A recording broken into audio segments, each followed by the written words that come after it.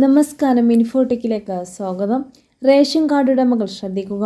ആധാറുമായി ഇതുവരെ ലിങ്ക് ചെയ്തിട്ടില്ല എങ്കിൽ ഉടൻ തന്നെ ലിങ്ക് ചെയ്യേണ്ടതാണ്.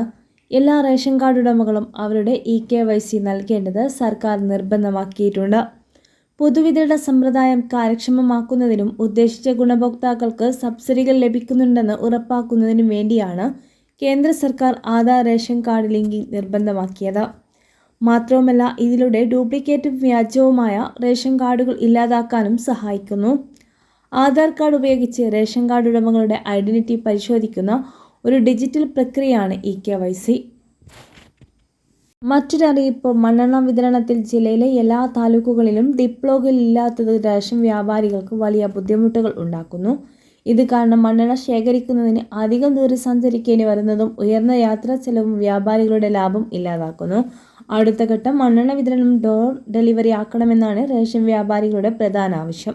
നിലവിൽ കാർത്തികപ്പള്ളി, അമ്പലപ്പുഴ, ചേർത്തല എന്നീ താലൂക്കുകളിൽ മാത്രമാണ് മണ്ണെണ്ണ ഡിപ്പോകളുള്ളത്.